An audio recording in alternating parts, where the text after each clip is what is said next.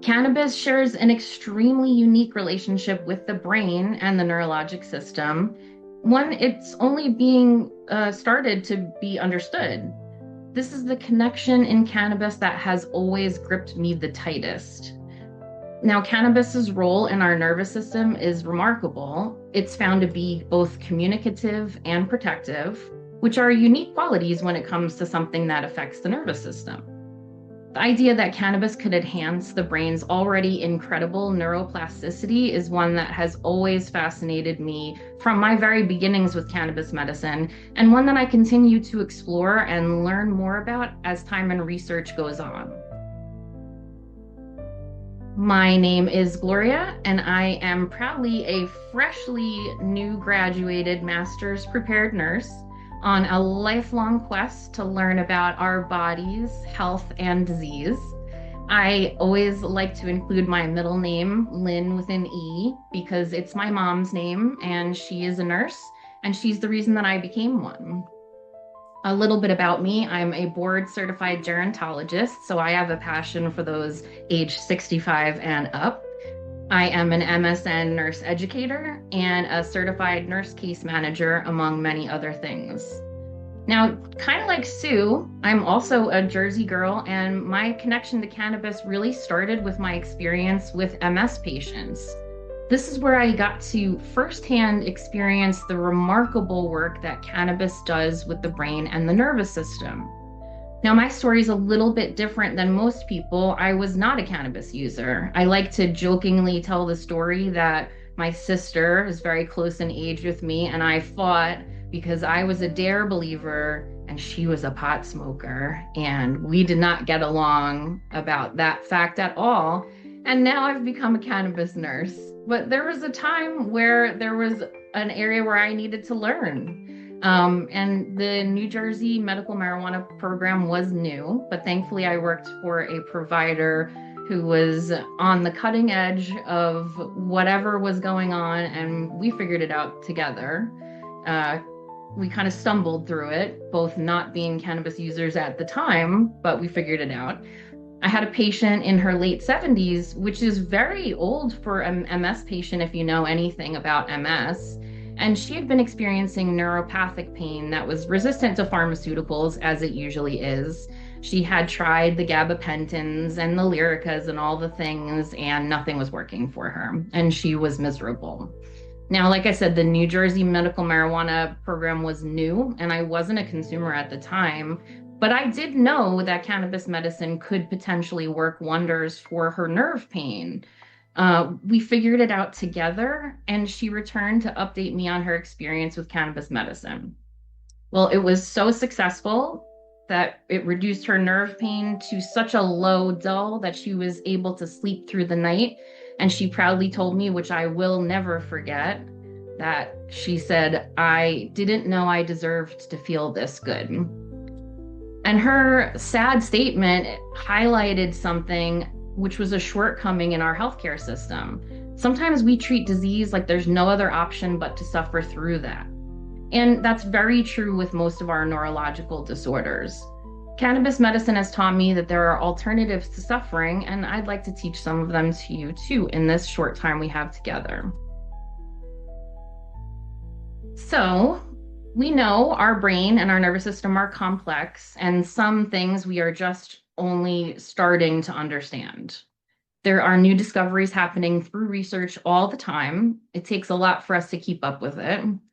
But there's especially more research coming out when it comes to the fascinating relationship that cannabis has with our brain and our nervous system. We are learning that our bodies are designed to react to cannabinoids. Our bodies react to cannabinoids not only from outside the body, but they produce their own as well. Cannabinoids react with specific receptors designed just for them to signal the brain in real time.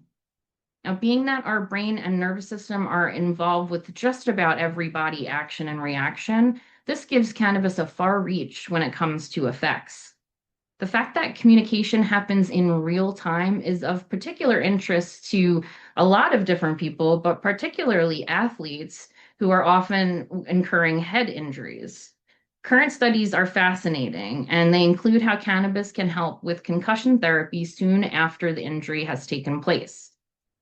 But in order for us to do that, we have to understand what I'm probably preaching to the choir about in this room. We need to understand the endocannabinoid system. You'll hear about it today. I'm sure you've heard about it before, but it's important for us to continue to talk about it because in mainstream medicine, as we said before, it kind of remains a myth. It's important to discuss the endocannabinoid system in all its glory so that the lessons make their way to our providers, nurses, pharmacists, etc., because this is where the cannabis-brain connection begins. CB1 and CB2 receptors send signaling molecules to communicate and adapt to changing conditions, all in the name of homeostasis. Regulation and managing dysregulation relies on that real-time communication to be successful. Now, neuroplasticity, if you haven't heard the word before, is what we call the brain's ability to adapt to changing conditions. Receptors help the lines of communication remain open for those transition of messages. Cannabinoids, both endogenous and exogenous, affect how those receptors signal.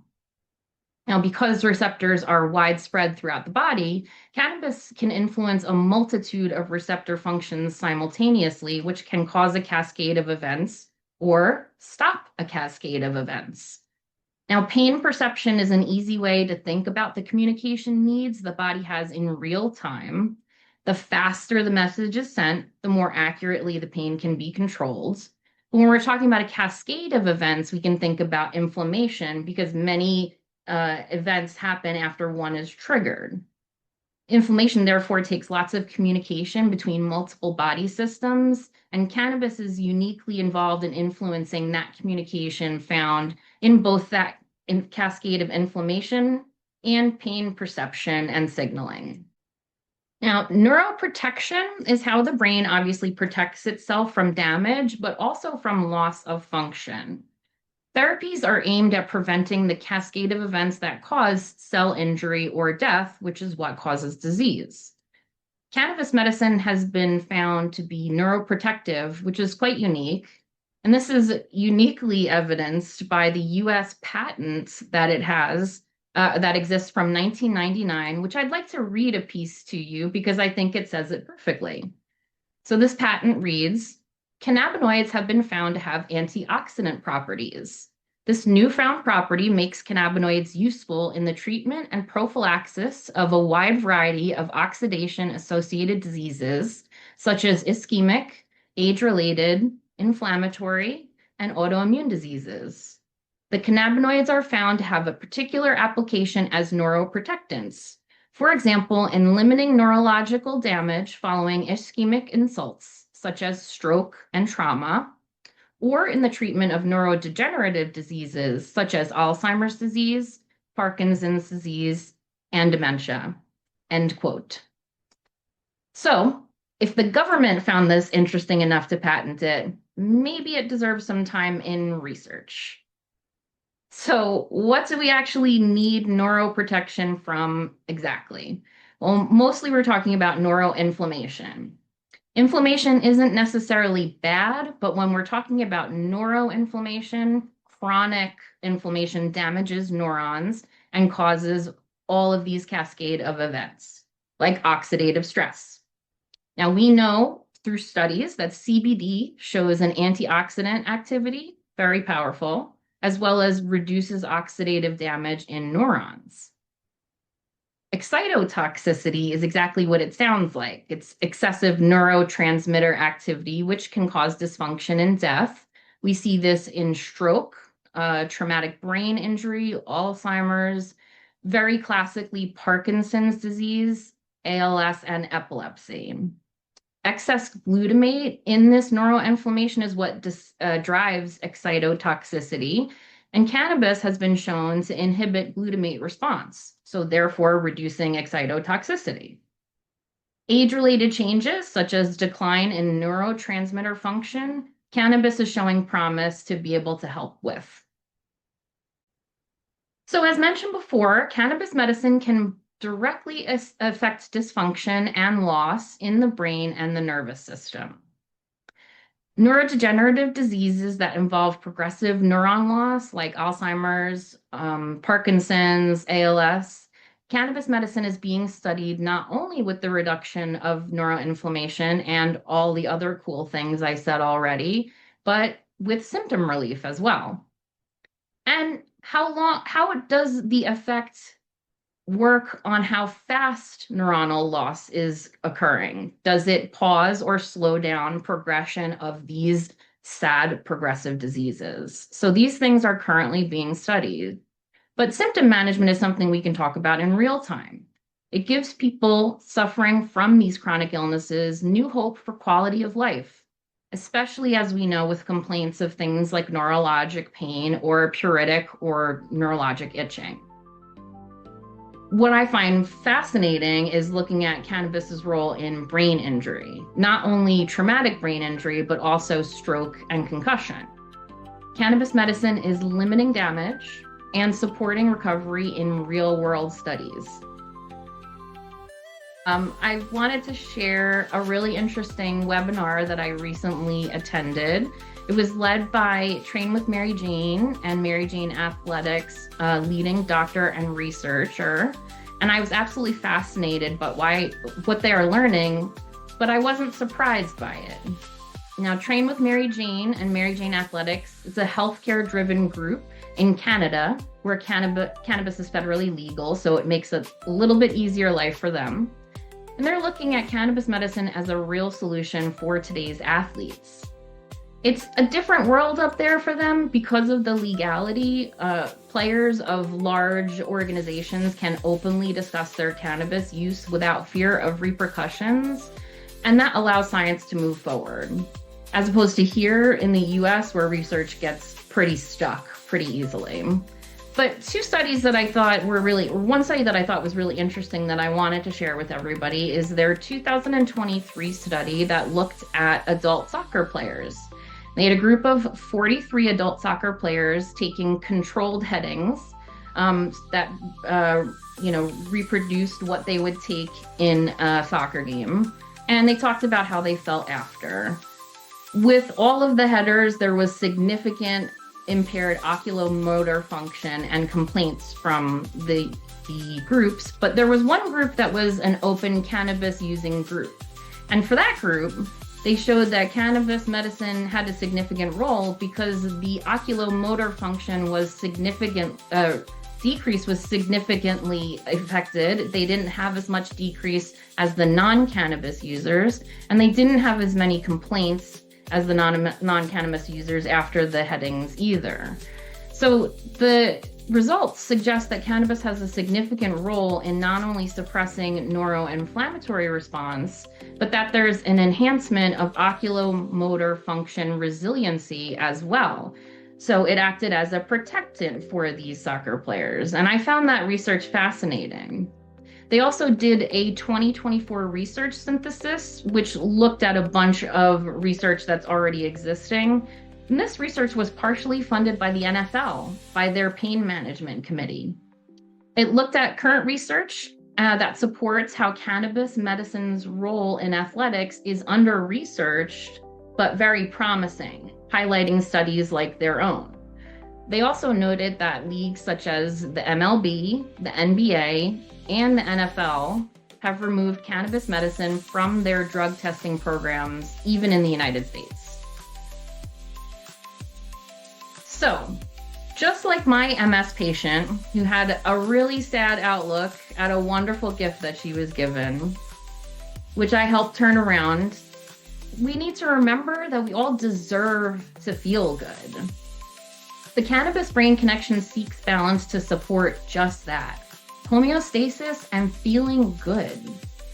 Thank you so much for joining me on this journey. I hope that you've learned something about the incredible connection that cannabis has to our brain. There's so much left for us to learn, and isn't that the exciting part of what we do and why we did it? The learning is happening right as we speak.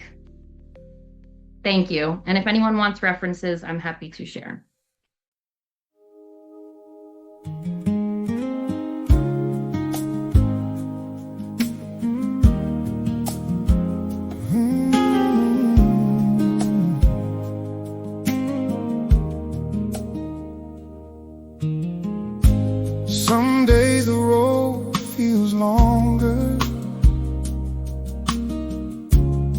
Some nights won't let you sleep. You hold on to tomorrow when today feels hard to keep. Still there's a quiet whisper deep inside your soul, saying hope is more than waiting. Hope can help us heal. One gentle light can find the darkest place. One caring heart can help us find our way. You deserve to feel the sunshine. You deserve to dream again. Every heartbeat, every sunrise carries hope within. Though the road may change before us, love will always lead us home.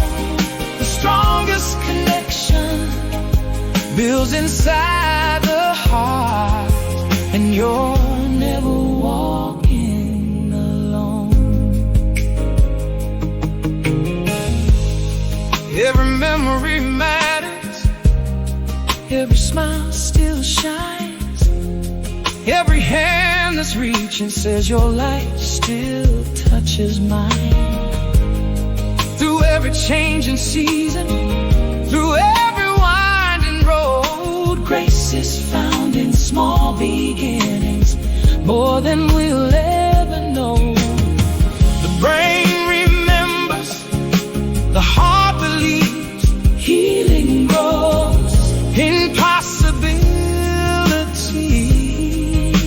Science keeps searching, love stays near. Together they whisper, there's hope right here. You deserve tomorrow's promise. You deserve another dawn. Hope keeps rising, love keeps shining, even when the night feels long. Every step we take together writes another story still. The strongest connection is the love we share, and always will.